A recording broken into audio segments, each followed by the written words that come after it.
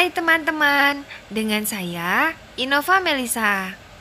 Hari ini saya mau sharing resep olahan lele yang simple banget. Nah, ini udah ada lelenya udah dibersihin, insangnya udah dicopotin, isi perutnya udah dikeluarin. Terus bagian sisi tubuhnya udah digerat-gerat kayak gini.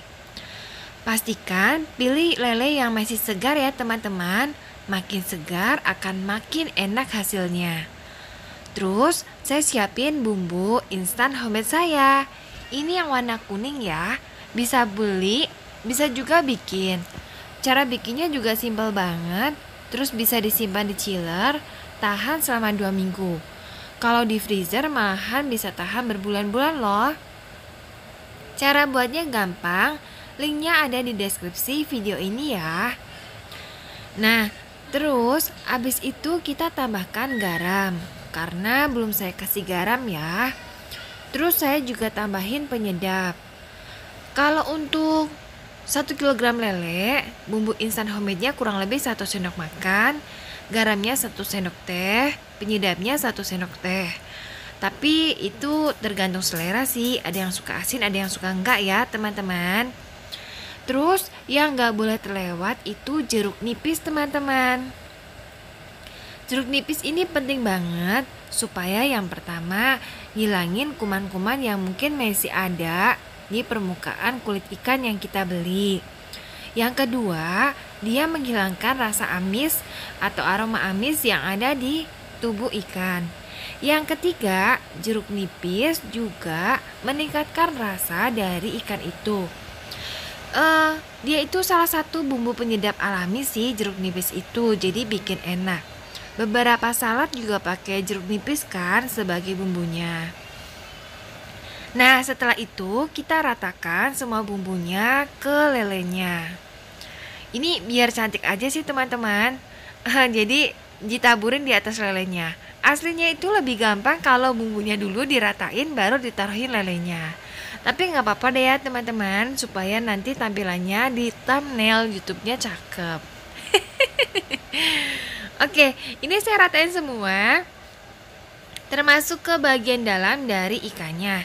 Ini penting banget supaya nanti dia merata, bumbunya itu meresap ya teman-teman. Digerat-gerat gini juga penting banget. Oh ya teman-teman, kalau teman-teman belum pernah lihat telur lele, ini telur lele nggak apa-apa dimakan. Tapi kalau yang punya kolesterol, hati-hati ya, takutnya nanti malah kolesterolnya kumat. Lele-lele ini lele hasil panen kami sih teman-teman. Jadi memang kami pelihara di depan rumah untuk ya mainan anak-anak. Tuh insanya harus dibersihin juga ya, soalnya sering kotor di situ. Untuk mainan anak sekaligus untuk aktivitas selama di rumah aja ini. Cara piaranya juga sebenarnya simpel banget, dan bonusnya kita dapetin lele yang benar-benar segar. Jadi rasanya jauh lebih enak dibandingkan lele yang udah di freezer ya teman-teman. Kalau teman-teman mau piara juga, linknya ada di deskripsi video ini ya. Caranya simpel banget. Nah, ini kita biarin dulu kurang lebih selama 30 menit. Di chiller boleh, di luar juga gak apa-apa.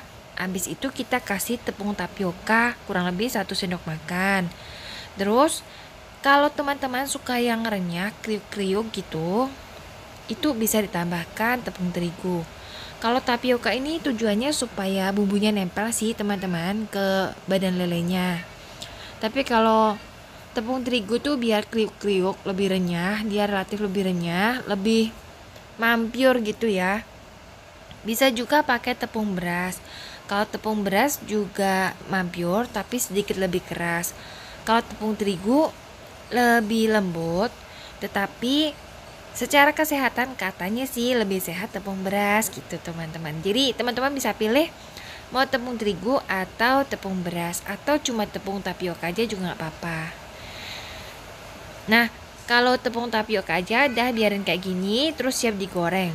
Tapi kalau teman-teman mau pakai tepung terigu atau tepung beras, masukin juga ya. Terus diratain sampai nanti teksturnya itu agak beda, agak kental dikit kayak gitu, sambil kita panasin minyak. Untuk dapat lele yang benar-benar renyah, minyaknya itu harus benar-benar panas ya teman-teman. Terus Biar posisi lelenya itu cakep, minyaknya juga harus banyak. Tampilan lelenya pun akan lebih cakep kalau minyaknya banyak. Kalau minyaknya dikit, kayak gini nih termasuk minyaknya sedang sih teman-teman, agak sedikit. Kita masukinnya kan lelenya tuh nggak bisa tegak lurus ya teman-teman, nggak bisa siap gerak gitu. Dia agak bengkong-bengkong. So matangnya akan bengkong-bengkong juga. Tapi kalau minyaknya banyak, kayak di tempat abang-abang penjual pecel lele gitu, dia akan cakep teman-teman, lurus gitu loh, tegak lurus. Jadi oke banget. Kepalanya juga nggak mesti di kayak gini ini teman-teman, karena kan dia terpisah satu sama lain, digorengnya tuh terpisah gitu loh, karena minyaknya banyak dia kayak berenang-berenang gitu. Jadinya hasilnya itu bakalan cakep. Terus nggak akan nempel-nempel kayak gini teman-teman. Tuh, ini kan nempel-nempel. Tapi sebagai ibu geng hemat, saya tetap pakai minyak yang sedikit karena saya mau sering ganti minyaknya ini. Kalau udah digoreng 3 kali, saya mau ganti minyaknya gitu loh teman-teman. Jadi ceritanya lagi berusaha hidup sehat gitu loh teman-teman. Nah kayak gini. Baliknya juga relatif lebih susah kalau minyaknya sedikit. Tapi kalau minyaknya banyak, lelenya itu gampang dibaliknya, cakep hasilnya juga. Ini teman-teman bisa lihat permukaannya juga, matangnya kan ada yang coklat banget, ada yang kuning kayak gitu. Karena memang minyaknya kurang banyak. Kalau teman-teman mau dapat hasil yang cakep, minyaknya mesti banyak ya. Terus ini apa? Ini adalah langkah untuk memasukkan bumbu ke dalam ikan. Langkah lebih. Jadi bumbu tadi yang untuk rendaman jangan dibuang, tapi ditambahkan air sedikit. Terus pelan-pelan kita masukin kayak gini.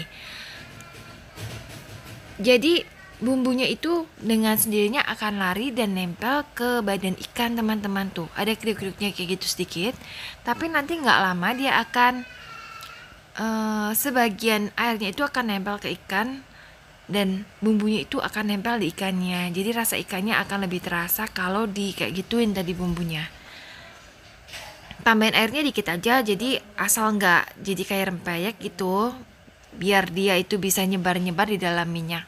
Teksturnya kayak tadi ya. Terus kalau udah wangi, kita intip dagingnya udah matang, kita angkat aja kayak gini teman-teman. Setelah beberapa kali bikin lele goreng, saya jadi benar-benar memahami kondisi abang-abang penjual pecel lele teman-teman. Kenapa minyak mereka sampai benar-benar hitam? Karena memang untuk bikin pecel lele yang cantik itu benar-benar butuh minyak yang banyak. Nah ini contoh lele yang digoreng dengan minyak yang sedikit, tapi tetap saja saya goreng pakai minyak sedikit. Lelenya jadi lele kembar siam. Dia nempel satu sama lain. Terus ekornya aja nekuk kayak gini karena ngikutin bentuk penggorengannya. Ya wajar banget ya teman-teman kalau abang-abang penjual pecel lele itu minyaknya sampai hitam. Kalau sering-sering ganti, dia juga bakal rugi ya. Dan kalaupun dia gorengnya kayak saya, pasti tampilannya kurang menggiurkan gitu. Terus bakalan gak laku juga, jadi mereka serba salah juga ya teman-teman. Tapi teman-teman, kalau teman-teman itu geng hemat kayak saya, plus geng yang mau sehat kayak saya, masa kayak gini, yang bakalan berbeda itu satu, penampilannya, yang kedua itu nggak akan serenyah kalau minyaknya benar-benar panas dan hitam itu. Oke teman-teman, terima kasih ya udah nonton, semoga bisa diambil manfaatnya. Dadah!